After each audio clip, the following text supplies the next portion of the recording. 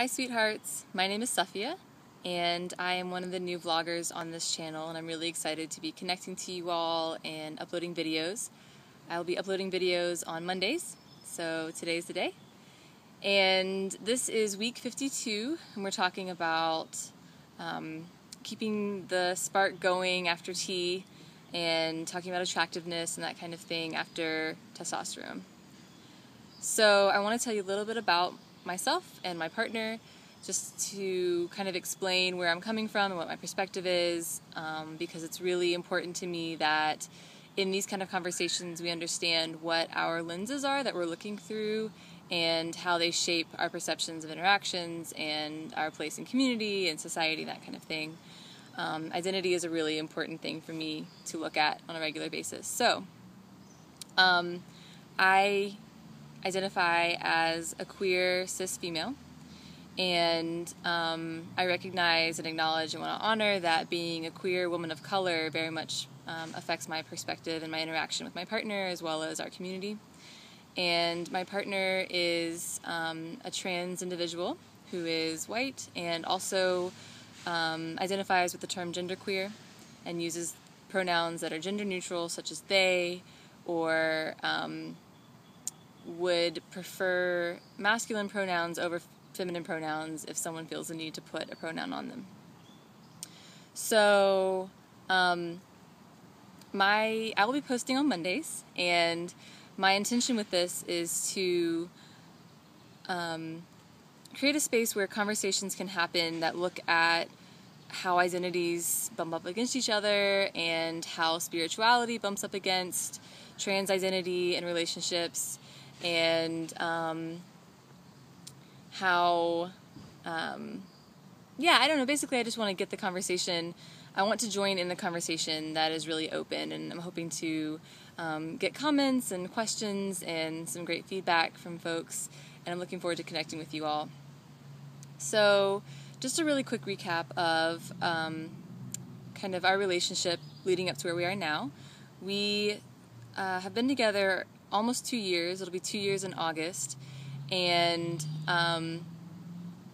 when we actually started dating, I thought that my partner might be trans at that time. And at the time, they were not transitioning at all. They did identify as genderqueer, but were not doing any sort of hormones or not really dressing super masculinely, not femininely either. But I thought that might be a possibility, and so then as we started dating, I found out that was not the case, but it's always been a part of our conversations. Gender and identity and how we present in this world has always been a part of our conversations from the very beginning.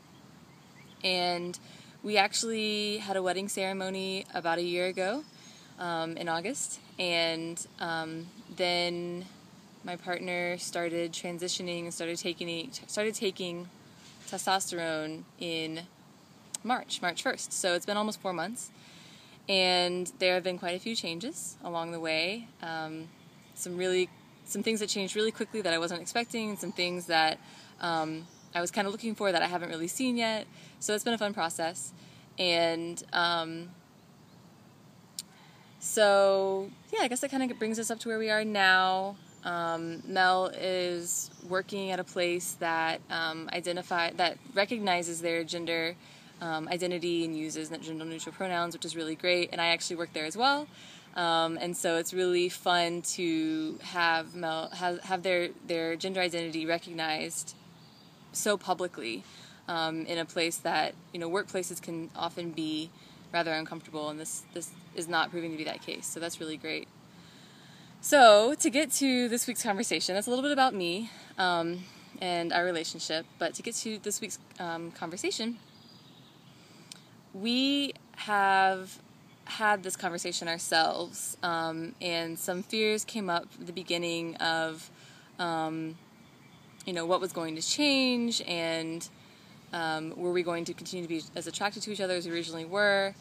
And with my orientation, being that I've never identified as a lesbian and I've never identified as straight, I used the term bi for a while some years back because it made the most sense to me at the time. It was the term that was available to me at the time. And then when I learned about the term queer, that really felt like home to me, and so that's something that's made sense for a long time, and that has always fit really well with Mel's gender identity. And so, you know, I haven't had the issue that some sweethearts have had around feeling that my personal identity was being affected by my partner's identity. So we kind of just laid it out all on the table at the beginning and talked about what our concerns were around attractiveness, and my partner expressed some concerns that, you know, maybe I wouldn't find certain body hair attractive or, you know, certain growth attractive, but nothing's been an issue as far as that goes for me. And so I would say what has worked really well for us is communication. That's been said before, but it's really true, and that's something that's a huge part of our relationship anyway. When something comes up, we talk about it, and it really helps, I think, to talk about what your concerns might be, what you're okay with in a sexual relationship and what you're not okay with from the very beginning, and that everyone has the right to decide that for themselves. And that might grow and change, and to be open to that along the way is awesome. And then if there's something that comes up that you're not okay with, that's also okay. And so one of the concerns that we talked about was my partner being worried about sort of a hybridization happening in their body. So being pre-top surgery but having chest hair. And, you know, we just talked about it, and once it was out, it was less scary, and we could move on. And so something that I also have found really helpful, we recently took a small workshop on sacred sexuality, and we each did it on a different day, and we took it separately and had really different conversations in the workshop separately. But we've kind of brought that together and had conversations about it together, and what we both came out of that with is that intimacy, above all, is super important. So connecting with each other is really important to us. And that, for us, looks like taking a moment during the day to just look at each other, or just be together, or just sit together. I found us just taking a moment and breathing together sometimes. Just being, and that plays a huge part for me in feeling connected, which then continues to grow our sensual and sexual, the side of our relationship. And another thing that's really worked awesome for us is taking time apart. I am a super extrovert, so I am very nourished and feel very fueled by being around people and being very active and doing things. And my partner feels very nourished by being alone and taking time to journal and be introspective.